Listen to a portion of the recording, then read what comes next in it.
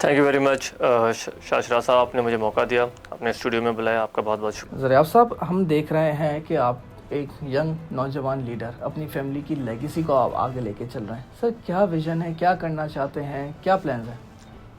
الحمدللہ، جیسا آپ کو پتہ ہے کہ ہماری جو فیملی کا بیک گراؤنڈ ہے پالیٹکس میں، وہ آج سے نہیں ہے، وہ پری پارٹیشن سے چلتا ہوا آ رہا ہے۔ خان بہادر سردار شیر محمد خان بیجارانی وہ ایم ایل اے تھے بامبے کونسل کے۔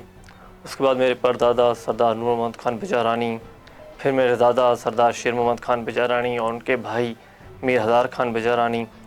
ابھی اس وقت میرے والد صاحب سردار محبوب علی خان بیجارانی اور میرے چاچا میر شبیر علی خان بیجارانی، یہ سارے پارلیمنٹ کا حصہ رہے ہیں اور رہتے ہوئے آئے ہیں۔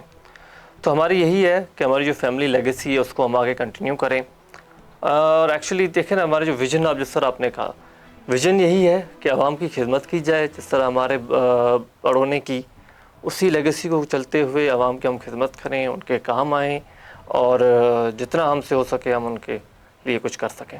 زریاب بھائی، یہ جو موجودہ صورتحال ہم دیکھتے ہیں، آپ کا تعلق پاکستان پیپلز پارٹی سے، آپ کے جو چیئرمین ہیں وہ بھی ایک نوجوان ہیں، تو ان کا کیا ویژن ہے؟ آپ ان کے ویژن سے کس طرح سے تائید کرتے ہیں؟ دیکھیں نا، میں آپ کو بتانا چاہتا ہوں کہ اس وقت جو ہے سب سے جو میجورٹی پرپورشن ہے نا پاپولیشن کا، وہ ہے یوتھ کا، اور ہمارے چیئرمین صاحب بھی ینگ ہیں اور ہم بھی اسی کیٹیگری میں بلانگ کرتے ہیں۔